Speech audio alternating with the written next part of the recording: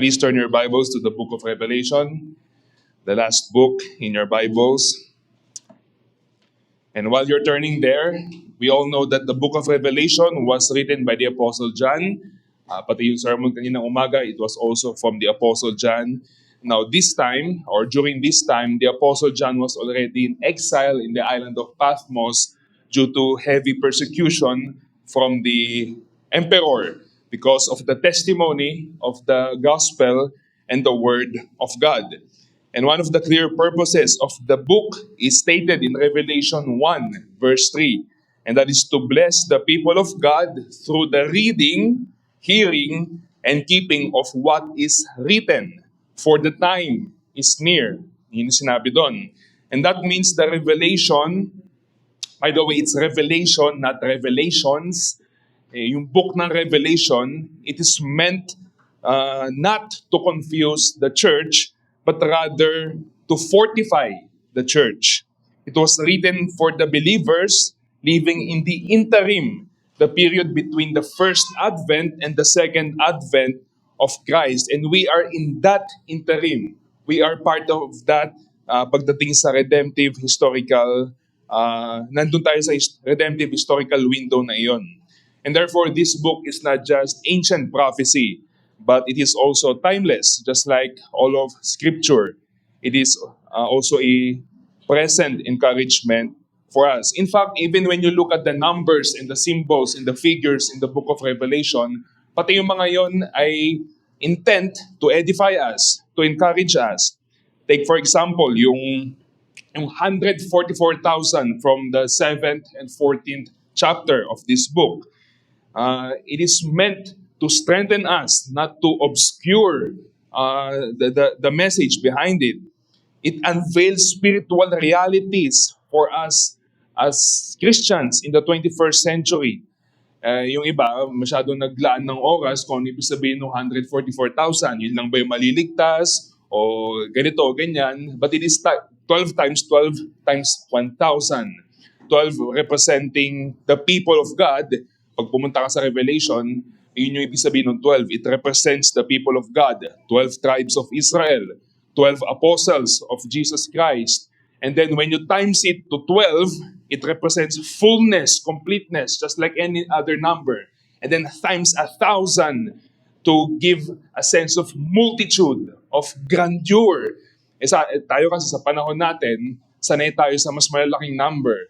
Ano ba, yung kanta ni Kanye West, 540 million, di ba? Masyadong mataas. Pero nung panahon nila, yung 1,000, malaki na yon. Dahil hindi naman sila overloaded ng figures, ng numbers. And so even that, di ba? Pag binasa mo yung Revelation 14, then I looked and behold on Mount Zion stood the Lamb, and with him 144,000, 12 times 12 times 1,000. Who had his name and his father's name written on their foreheads. And they were singing a new song before the throne. It portrays a vast, complete multitude of the redeemed singing a new song. Singing because of the one who was slain for our sins. And that picture is not scarcity, di ba? It is victory. Victory in Jesus. Some of you will get that. Pag yung hindi na-gets, tanongin na si Jerome, victory in Jesus. And then Christ gave us more encouragement, di ba? Hindi lang yung mga symbolism, hindi lang yung mga figures, hindi lang yung mga numbers, but Christ Himself gave 7 letters to 7 actual churches during that time. And again, 7 is another symbolic number, which again represents fullness. These were 7 historical congregations, yes, but together they represent the whole church in every place and in every generation. Which means these letters are not locked in the first century. They are for every church, including ours. They are for every generation, including this one. And they are for every believer who has ears to hear, including the members of Emmaus tonight. And so this evening we turn to Christ's letter to the church that shows us what true faithfulness looks like. A church that was poor yet rich, afflicted yet approved, suffering yet steadfast. A church that will show us and model us what it means to be faithful unto death. And with that, let us read verses 8 to 11 of the second chapter from the book of Revelation. To the church in Smyrna, dear God's people, this is the word of God. And to the angel of the church in Smyrna, write, the words of the first and the last, who died and came to life. I know your tribulation and your poverty, but you are rich. And the slander of those who say that they are Jews and are not, but are a synagogue of Satan. Do not fear what you are about to suffer. Behold, the devil is about to throw some of you into prison, that you may be tested. And for 10 days you will have tribulation. Be faithful unto death, and I will give you the crown of life. He who has an ear, let him hear what the Spirit says to the churches. The one who conquers will not be hurt by the second death. Let us pray. Our dear Heavenly Father, indeed, it is a blessing for us to hear the words of this prophecy. Upon hearing your words, we are already edified. And yet, Lord, we ask that you will show us more, that you will unveil, reveal to us your Son, Jesus Christ, that we may be encouraged, edified, empowered in this interim period between the first coming and the second coming. May the message tonight strengthen us and prepare us for the glory that is to come, for the time is near. In Jesus' name we pray. Amen. So Smyrna, a little bit of history. Today it is Izmir in Turkey. And noong panahon na yun, it is one of the most impressive cities in Asia Minor. It was called the Pride of Asia dahil marami silang yung thriving, yung commercial life nila noon. And they would even boast of these theaters na napakalaki, yung mga teatro nila. It was very prosperous, influential, and deeply integrated to the Roman trade networks. So hindi siya parte ng Rome, pero integrated siya doon sa Roman culture. And maganda, napakaganda nitong lugar na ito. If yung skyline nila nung time na yon was even adorned with magnificent architecture. Kasama doon yung mga templo na dedicated to various pagan gods and goddesses. And then the emperor worship was not hidden. It is very evident, and it was woven into the public and political life of the city.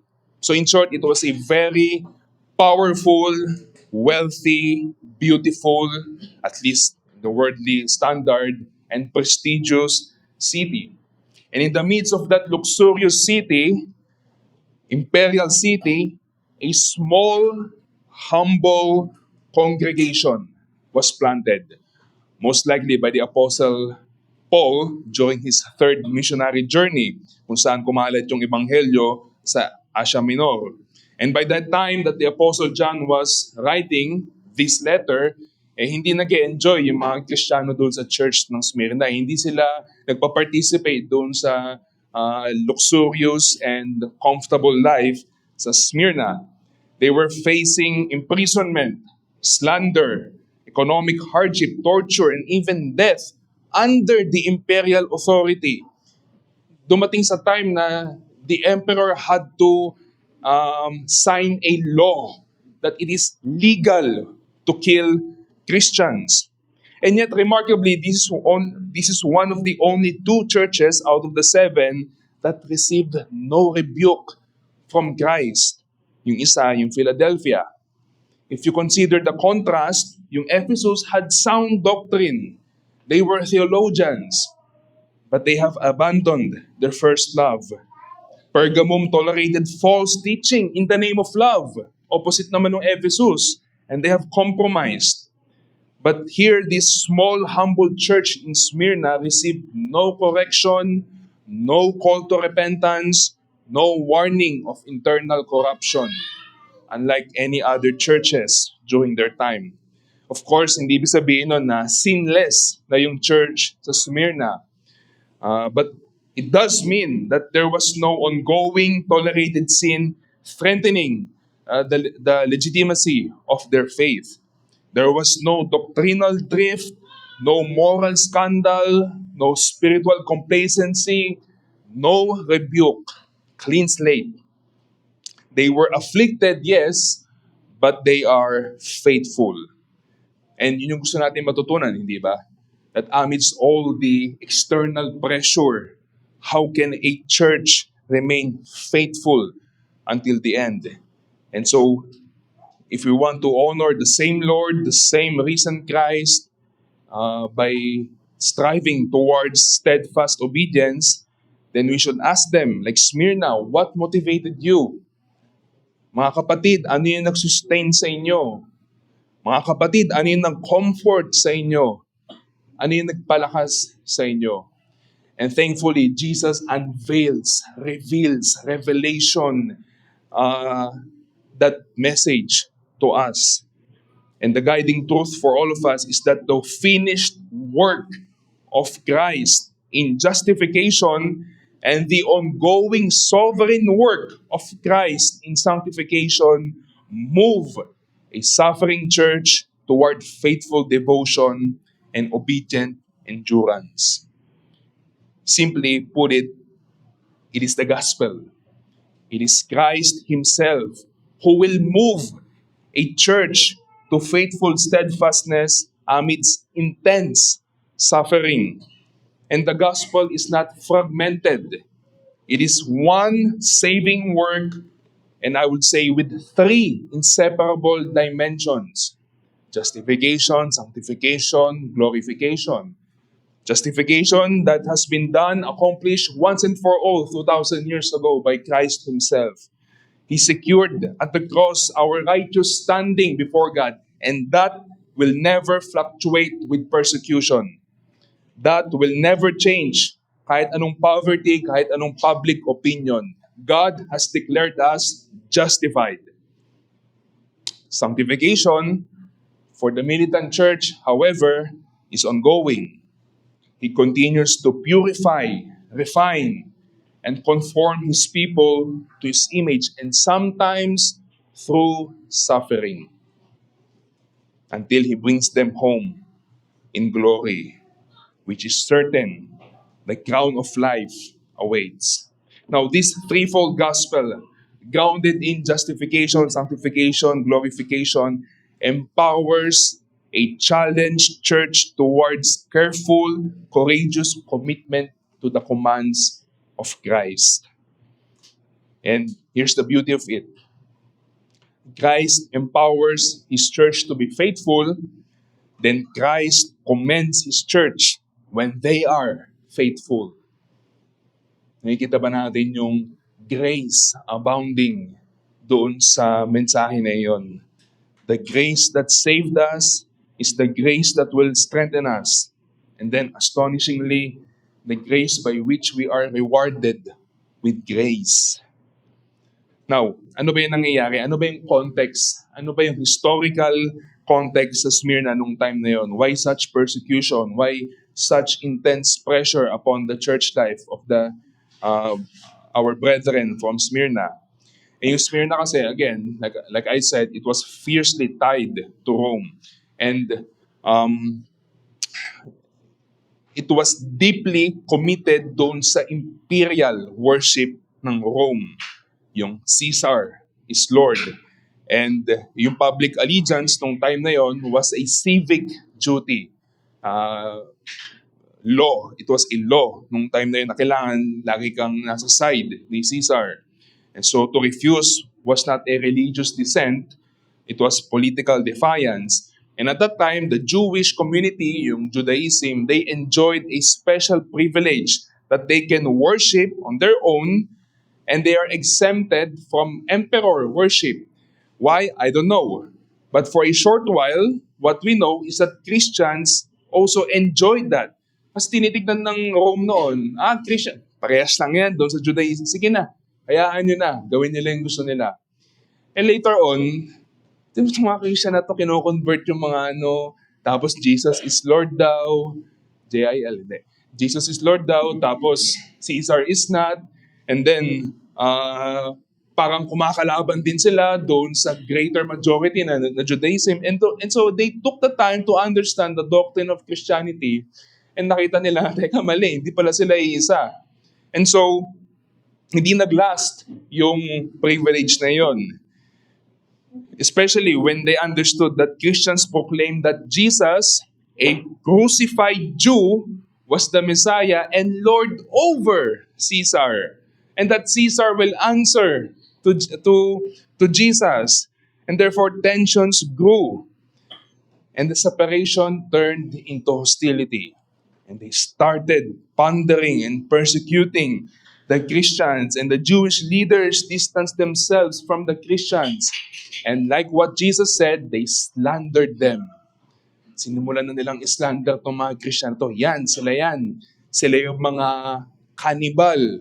Sila yung mga sinasabi na babagsakin nila ang Rome.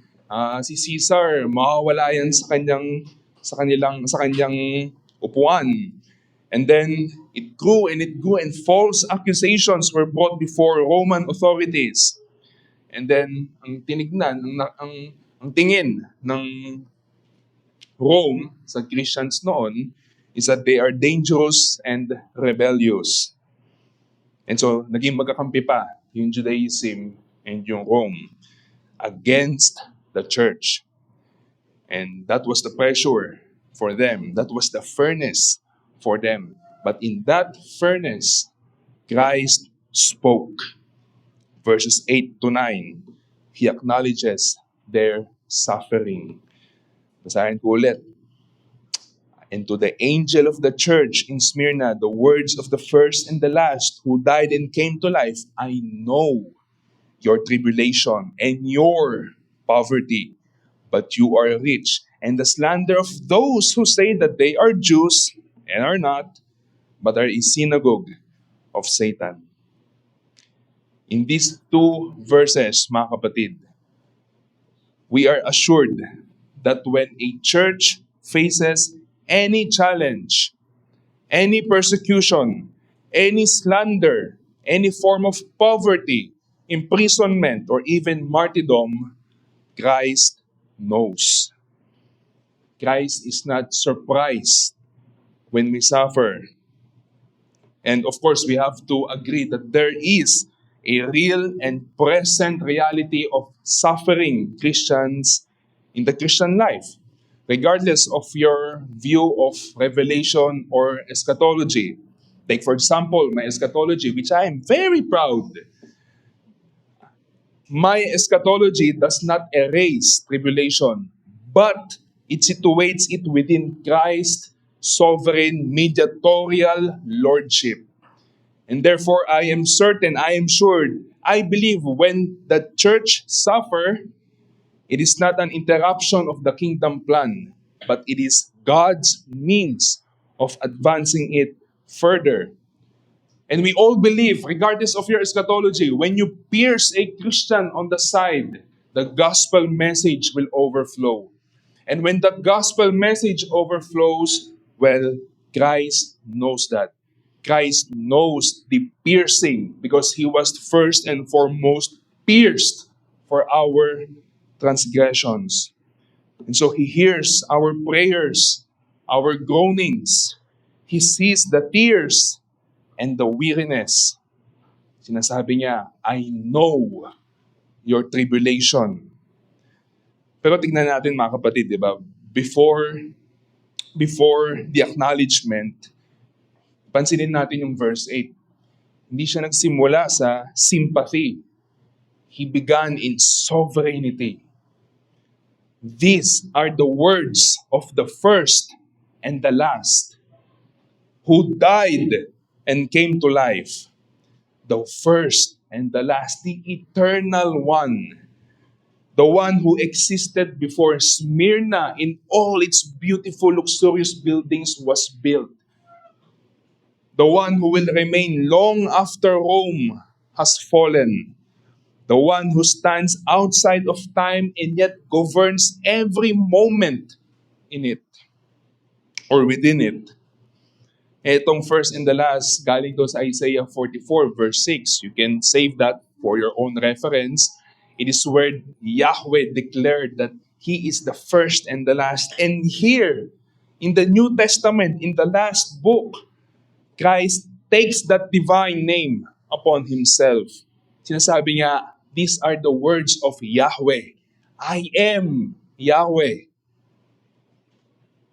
Hindi mere prophet or angel or distant ruler ang nagsasalita rito sa iglesia ng Smyrna, kundi Diyos mismo. And so they can take comfort from this because He is the first and the last. Well, history is not circular chaos. Suffering is not random and meaningless. It is enclosed within His eternal victory, and it is Christ-centered and Christ-directed. Well, how about He's the one who died and came to life? That means He is the crucified and risen Lord. He does not merely observe suffering from heaven. He entered into it. He died. He tasted betrayal, injustice, slander, poverty, mockery, torture, and death. The only thing is that hindi siya nanatiling patay. He rose from the dead. And so, the one who says, I know your tribulation, I know what's happening, is the one who passed through tribulation and conquered it. Now, that matters for them, Smyrna, and that matters for us, Emmaus. Because we can see that when we face persecution, well, we can look to the one who faced crucifixion. When we fear death, well, we can look to the one who defeated death. When we are threatened by Rome, well, we can look to the one who rules over Rome. And itong resurrection niya, mga kapatid, yung gospel, it is not merely proof of life after death. It is the guarantee that suffering does not have the final word. Death does not have the final word. Christ does. So yung sinabi ni Kristo na, I know, it is not passive awareness. Just like I know my wife is standing there. I know some of you inaantok na. I know some of you nagugutom na. No, that's not it. It is sovereign, compassionate knowledge from the Lord Himself, from Yahweh Himself. It is the omniscient Lord who ordains all things, and yet He is always the sympathetic high priest who intercedes for His church. So we will suffer, but never alone. We will be afflicted, but never abandoned. We will be pressured, but never outside the hands of the first and the last. And that changes how we endure in tribulation. We are not victims of history. We are participants in the reign of the risen Christ. Now, verse 9. Pagkatapos i-remind ng Panginoon kung sino siya doon sa isang iglesia na naghihirap, nagdurusa, Christ now speaks directly to their present reality. Yes, I'm the first and the last, the eternal one. Now, I know what is happening there, right at that moment. They say they are Jews, but are not pertaining doon sa pinaka nangyayari mismo sa mga Kristiyano doon sa Smyrna. Well, itong mga Hudyo na ito, of course, ethnically, they are Jews. That's why they say they are Jews. But spiritually, covenantally, They were acting not as the true people of God. Alam natin yun sa Romans 2:28-29, hindi ba? A true Jew is not merely one who is Jew outwardly, but one inwardly, one whose heart is circumcised by the Spirit. Kasi kung titignan mo itong mga to, if they are Christians, if they are true Jew, why allegiance to Caesar? Why slander the brethren? Why oppose the Messiah?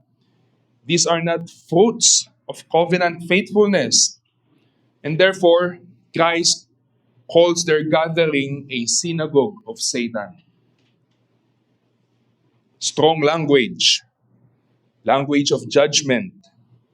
Any assembly that will oppose Christ and persecute his people, regardless of heritage, regardless if you came from a Christian parent or whatever, you align yourself with the adversary. Slander, idolatry, suppression of truth, these are works of darkness. Then sabi ni Christ, I know your tribulation and your poverty. Hindi abstract yung suffering nila rito. It was real, physical. It was social. It was economic. Kasi yung mga Kristiyano noon, that they refused to say, CIL, Caesar is Lord. Pag di nila sinabi yun, pag they stick to JIL, na nangyayari, tinatanggal sila ng trabaho. Kinukuha yung mga negosyo nila, isinasara. Yung mga property nila, kinu-confiscate. And so they face real tribulation, real poverty. Fathers struggle to provide. Imagine that. Many of us are young fathers. Imagine you cannot put food on the table because of your faith. Mothers were getting depressed.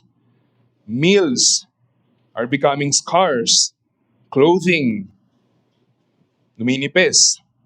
And news will come that another brother or sister had been imprisoned, tortured, or executed. Si kapatid, patay na. Kasi hindi tinanggay yung pananampalataya. All because they would not compromise. You see, if they had kept Jesus in private na lang to, tapos sa labas, makikiano na ako, Caesar is Lord na ako. Kaysa naman magutom ang pamilya ko, they would live a normal life. Kung hindi sila o kung nag-recant sila, pero hindi nilang nila sineryoso, kasi Jesus knows my heart, they would live a normal life. But they would not. This small, marginalized congregation stood firm in their confession. Jesus is Lord. Caesar, you are not. They lost security. They lost status. They lost wealth. But unlike the church in Ephesus, they did not lose their first love. And then comes the divine evaluation. Sabi ni Christ, because of that, you are rich. Yes, you are poor. But because of that, you are rich. In the world's ledger, they are poor. But in the heavens ledger, in the heavens accounting, they are wealthy.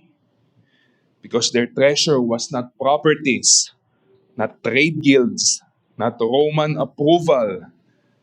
Rather, their treasure was Christ Himself. They possessed forgiveness, righteousness, adoption, inheritance, resurrection, hope, unshakable kingdom.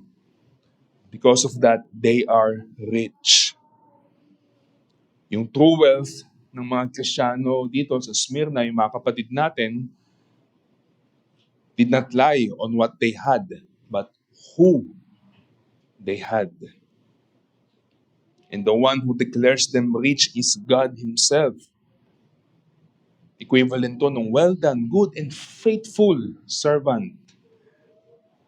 Imagine natin, no, nung binabasa ito kasi ah, ang tradition noon, pag dumating yung letter, babasahin nung pastor ng malakas. So imagine nung binabasa to, habang yung Smyrna noon, ang yaman-yaman, siguro sila yung unang nagkaroon ng GSM, Uber, Grab. Tapos doon, maliit na kwarto, nag-gather itong congregation. Mainit, mabaho, madilim, patago. Sinasabi ni Kristo sa kanila, you are rich.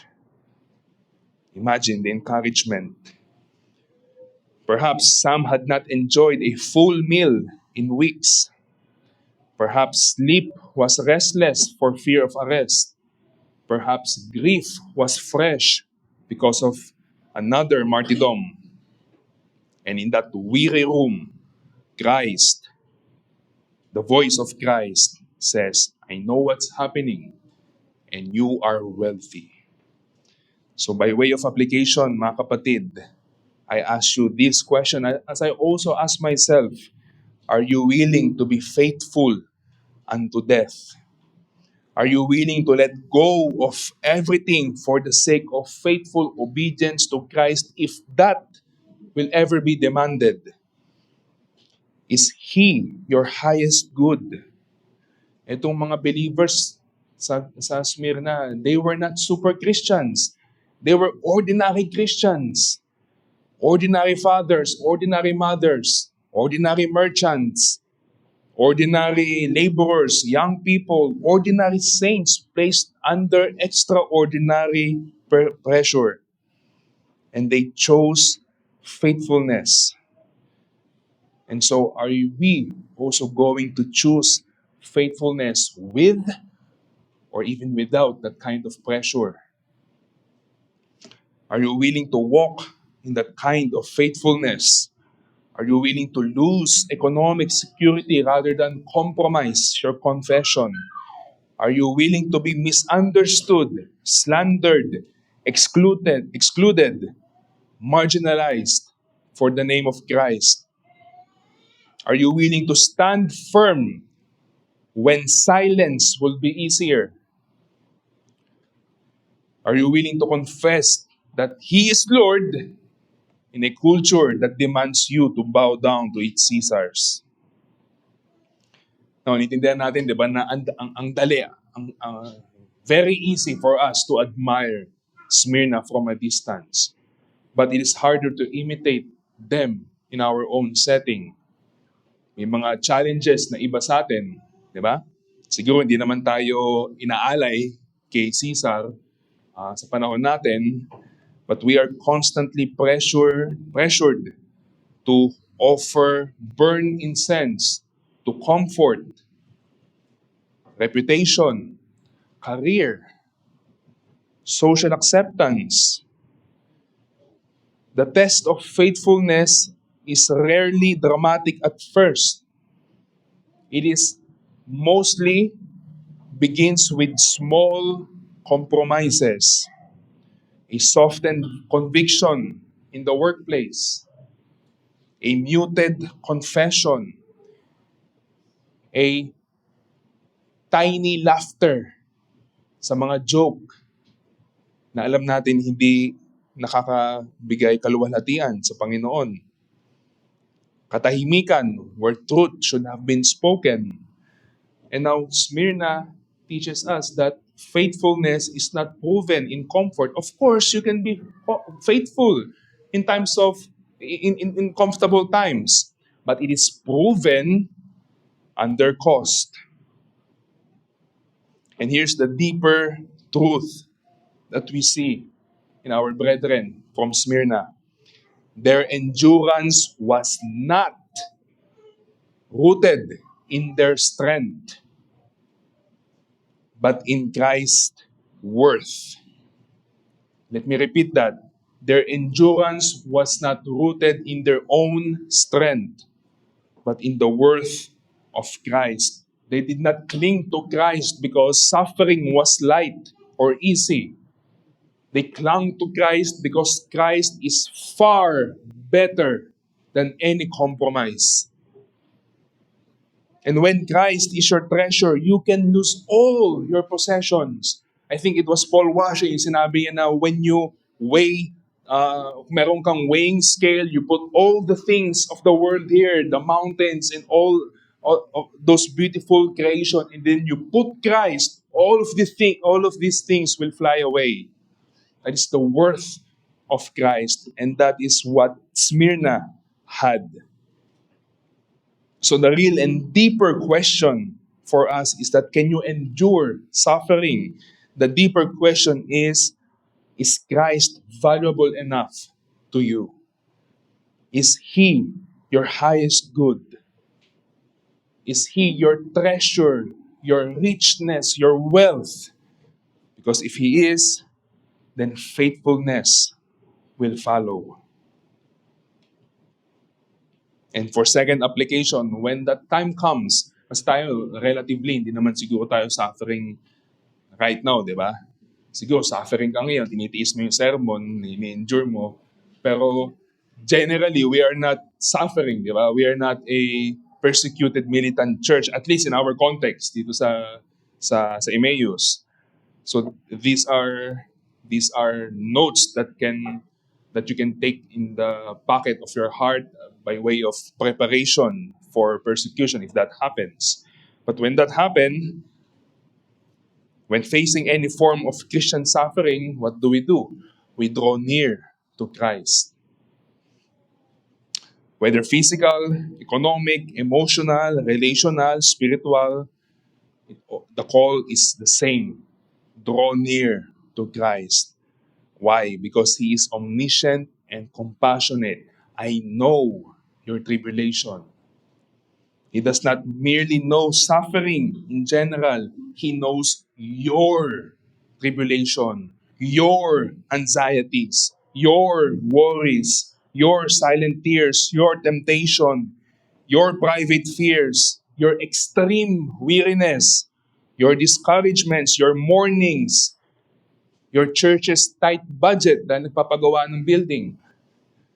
He knows everything. And since He knows all, then we are commanded to cast all upon Him. Sins, burdens, confusions, doubts, anxieties, because He cares for us. Ang sarap, di ba? Sarap marinig na galing mismo kay Kristo with comfort. Na pag lumapit tayo, sabihin niya, I know your tribulation. I know. Hindi niya sa atin kasi minsan may ugali tayo, sus, yan lang pala. Di ba? Si Kristo, hindi, di ba? Hindi niya dinidismiss, hindi niya minimize. He is fully aware of it. And we can also draw near to Christ because He is eternal and unchanging. He's the first and the last. Pag sinusubok tayo, parang endless, di ba? Yung paghihirap, parang haba-haba na mga gabi, kailan ba matatapos to? Sana matigil na to. Pag nakita natin to, na yung katotohanan na si Kristo, He is the first and the last, then we can be assured that our affliction is enclosed within the eternity of Christ. He existed before trial began. And He will reign long after it ends. Yung suffering natin, it has boundaries. Pero si Kristo, wala. He is victorious. He died and came to life. Just think of that. He died. The worst thing that can happen in the flesh is abandonment, injustice, agony, and death. How much more death under divine wrath? And Christ, He died under divine wrath. And He conquered it. And again, therefore, death is not ultimate for us. Loss is not ultimate for us. Persecution is not ultimate for us. Remember that. Put that in the wallets of your hearts. so that when trial comes, you know you are heading home. So let us draw near with confidence to the throne of grace, that we may receive mercy and find grace in time of need. Second point, verses 10 to 11. Christ assures us amid suffering. Yung una, Christ acknowledges our suffering. Now, Christ assures us amid suffering. After commending their steadfastness, Christ does not promise immediate relief, tulad ng ginagawa ng prosperity gospel. Instead, He prepares them for deeper trial. Do not fear what you are about. There's more. You're about to suffer. It's not over. Konti pa lang yan. Kaya siguro yung post-mill medyo maano, di ba? Kasi palala ng palala, di ba? There's more. You will be tested more. They had suffered already much. Yet Christ says, you will suffer more. There's more to come. Ang ginagawa ni Kristo rito is pastoral realism from the great shepherd himself. Christianity is triumphant. You know that I hold that. But Christianity is not triumphalism detached from reality. And in reality, there is sin, chaos, suffering. And si Christ, hindi niya dinideceive yung church niya that with false promise of ease. Rather, He fortifies them with truth. He prepares them. He empowers them. Kaya sinasabi ni Kristo rito, the devil is about to throw some of you into prison. Now, notice the theology there. Behind Roman officials, behind these hostile Jewish synagogue leaders, behind slander and arrest, stands a bigger and darker power. The devil, Satan. The devil is about to throw some of you into prison. Our ultimate enemy is not Rome. Our ultimate enemy is not the Jewish hostility, not political systems. It is the devil. It is the spirit. It is a spiritual warfare. Yet, even there, even here, all ears, I need all of these ears. Listen, even here, notice the limitation. Some of you, not all, not randomly, not outside divine mediatorial permission. Some of you, Satan acts, definitely, but only within boundaries set by Christ. Because the strong man has been binded. Now, yung prison, nung ancient times, hindi ito yung parang prison natin sa panahon ngayon na 40 years na nakakulong, tapos in progress pa rin yung kaso. Yung prison nung panahon na yun, parang interim lang to bago bidayin. So yung sinasabi ni Jesus dito na you will be thrown into prison. Binibigyan na niya ng heads up. Ina-advance na niya. Hindi para takutin sila, pero para mas steady sila. You will be thrown into prison. Possibly you will die. Possibly that you may be tested. In Scripture, testing is not designed to destroy the believer. It is meant to refine the believer. Parang yung gold, di ba? Pag nilagay mo sa apoy, lalong napipurify. Kasi pag nilagay mo itong mga Kristiyanong to sa kulungan, ano mangyayari? It will confirm the genuineness of their faith. It will conform them more closely to Christ. And it will expose the reality of their allegiance. 10 days, you will be thrown into prison. Most likely, ina-allude to doon sa Daniel chapter 1. Na tinapon din sila sa kulungan 10 days and they remain faithful. Most likely, symbolism na naman ito, meaning completely or fullness. Makukulong kayo just enough so that you may be tested. And yet, what do we see? Doon sa Daniel 1, di ba? Nung kinulong sila, later on, sa Daniel chapter 3, Shadrach, Meshach, and Abednego, they were thrown into the furnace for not bowing down to their Caesar at that time. And the Lord was with them in the fire. And that implication for Smyrna is powerful. If believers in Smyrna were imprisoned or even burned for refusing to bow to Caesar, well, Christ will be with them. Hindi pinapangako ni Kristo that they will be spared from the first death. But definitely, they will be spared from the second death. Be faithful unto death, and I will give you the crown of life. Klaro yung commandment, hindi ba? Be faithful. But the gospel does not command without a promise. Be faithful unto death, and I will give you the crown of life. Itong crown na to, of course, this is not literal. So pwede kang bumili ng crown dyan sa Mega Mall. This was an imagery, a symbolism. Because back then, yung mga athletes, after winning a race, they will be awarded or rewarded with a crown made of wreath. And yung mga nakasuot nito, nakikita sila ng after the Olympics, makikita sila, wow, victorious. And so, Christ is borrowing that image and saying that Christians, after this race, you will be honored. I will give you a crown. You may be publicly be ashamed now.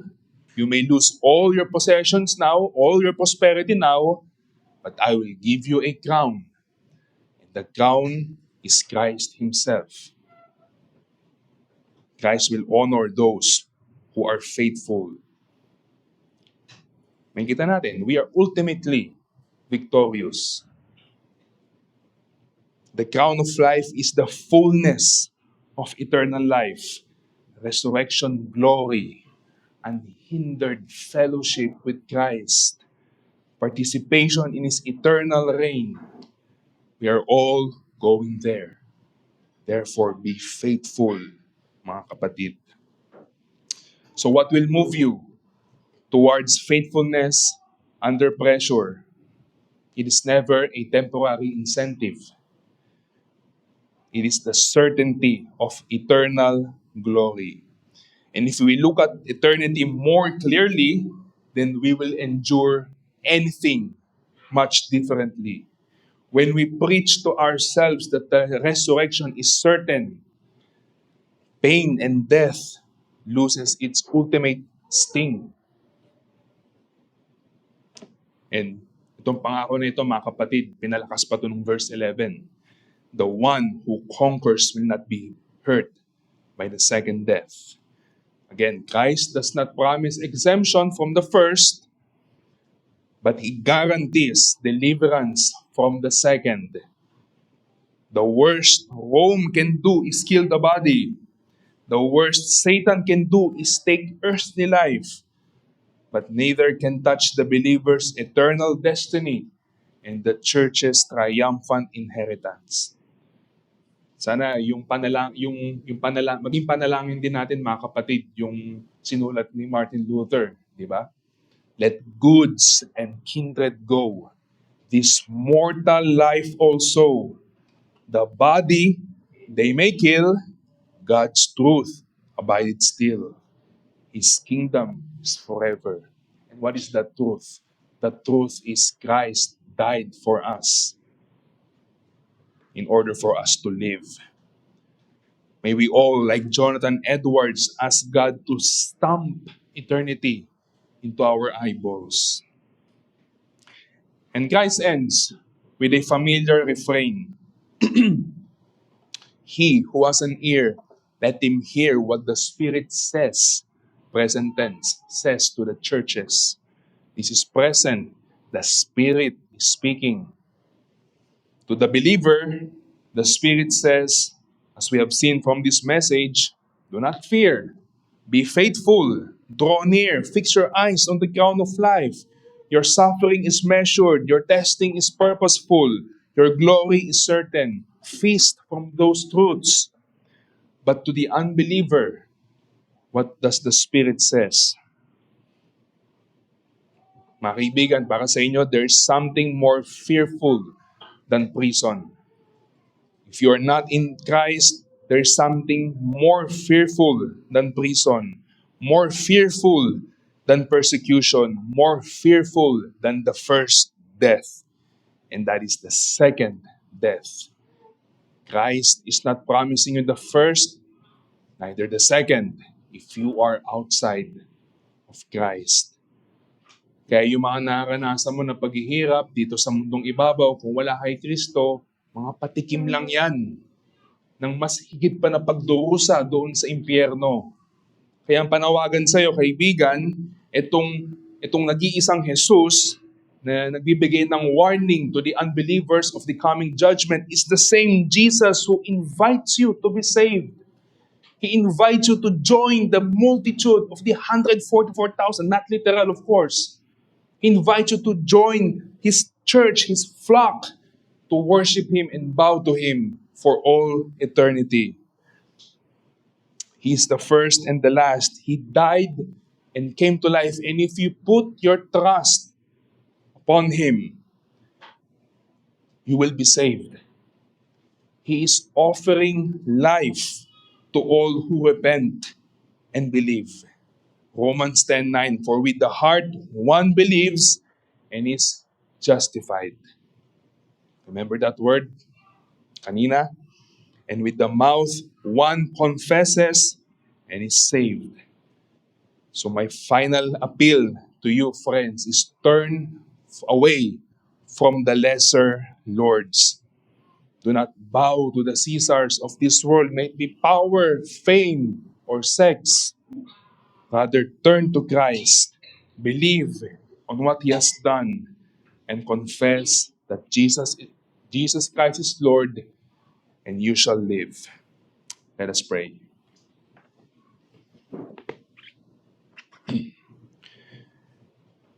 Our great God and gracious Heavenly Father, what a blessing for us to hear what has been written. We look to Christ, who is far better than anything. May your Son be our ultimate treasure.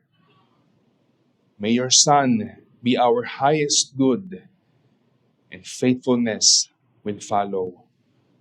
We commit to you our lives, our souls. May you strengthen us to be steadfast amidst suffering. And sa mga wala pa sa iyo, Panginoon, nanalangin kami na hipuin mo ang kanilang puso at sila ay magsisi at sumampalataya sa ginawa ni Jesus doon sa krus ng Kalbaryo na nagbibigay ng tunay na kayamanan. At iyon ay relasyon sa Diyos na walang hanggan. Ito ang aming panalangin sa pangalan ni Jesus. Amen.